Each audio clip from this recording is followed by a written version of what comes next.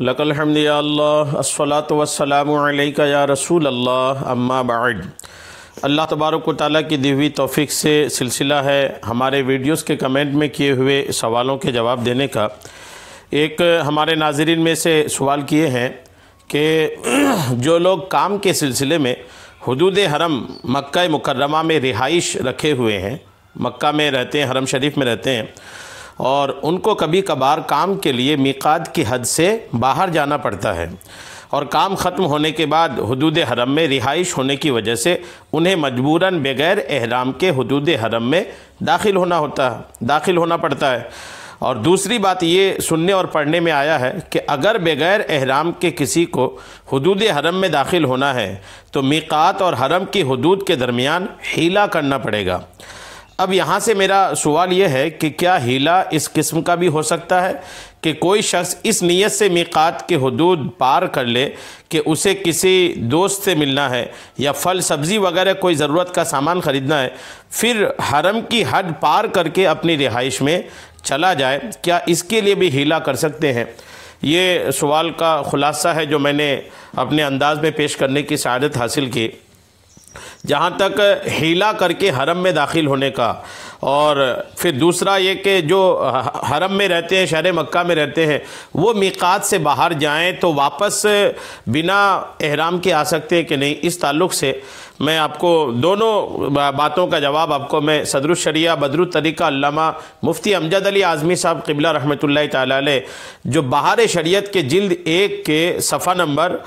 1068 کے حصہ نمبر 6 میں تحریر فرمایا ہے۔ حصہ نمبر 6 کے مسئلہ نمبر 4 ہے اور مسئلہ نمبر 8 ہے۔ دونوں مسئلہ میں آپ کو پڑھ کے سنا دیتا ہوں تاکہ آپ کے مسئلے کا حل نکل آئے۔ صدر الشریعہ تحریر فرماتے ہیں کہ مکہ معظمہ جانے کا ارادہ نہ ہو بلکہ میقات کے اندر کسی اور جگہ مثلا جدہ جانا چاہتا ہے تو اسے احرام کی ضرورت نہیں ہے۔ یہ یاد رکھیے گا کہ جدہ میقات کے اندر ہے۔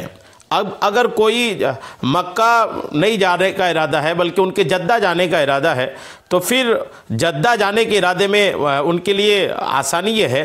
کہ اسے احرام کی ضرورت نہیں، پھر وہاں سے یعنی جدہ سے اگر مکہ معظمہ جانا چاہتا ہے تو بغیر احرام کے جا سکتا ہے۔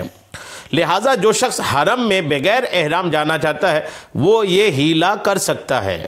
جو بغیر احرام کے شہر مکہ جانا چاہتا ہے وہ یہ حیلہ کر سکتا ہے، لیکن اس حیلے میں ایک شرط ہے۔ صدر الشریعہ لکھتے ہیں بشرطی کہ واقعی اس کا ارادہ پہلے مثلا جدہ جانے کا ہو۔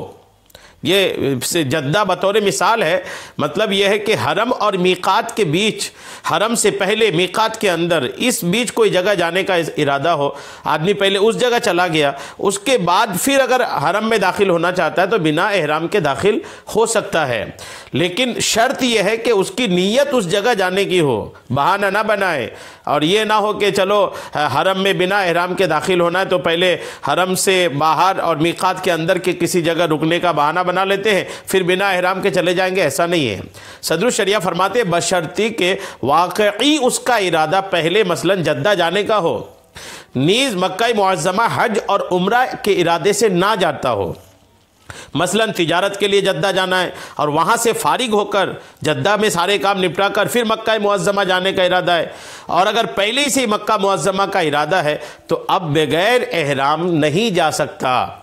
اگر پہلے سے ارادہ مکہ ہی جانے کا ہے لیکن بنا احرام جانے کے لیے ایک بہانہ بنا لے کہ چلو پہلے جدہ رک جاتے ہیں پھر اس کے بعد وہاں سے بنا احرام کے داخل ہو جائیں گے، یہ نہیں ہو سکتا۔ اگر پہلے ہی سے مکہ جانے کا ارادہ ہے تو بغیر احرام کے نہیں جا سکتا۔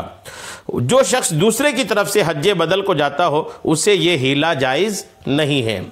تو مسئلہ نمبر 4 تو آپ نے ملاحظہ فرمایا، مسئلہ نمبر 8 بھی آپ سن لیں، انشاءاللہ بات اور واضح ہو جائے گی۔ صدر الشریعہ فرماتے ہیں کہ مکہ والے جو شہر مکہ میں رہ رہے ہیں اگر کسی کام سے بیرون حرم جائیں، حرم کے باہر جائیں، تو انہیں واپسی کے لیے احرام کی اجازت نہیں، انہیں واپسی کے لیے احرام کی حاجت نہیں ہے۔ فرماتے ہیں مکہ والے اگر کسی کام سے بیرون حرم جائیں تو انہیں واپسی کے لیے احرام کی حاجت نہیں، اور اگر میقات سے باہر جائیں تو اب بغیر احرام واپس آنا انہیں جائز نہیں ہے۔ یہ یاد رکھیے گا۔ اگر مکہ والے حرم سے باہر گئے لیکن میقات کے اندر ہیں تو واپسی کے لیے احرام کی حاجت نہیں ہے۔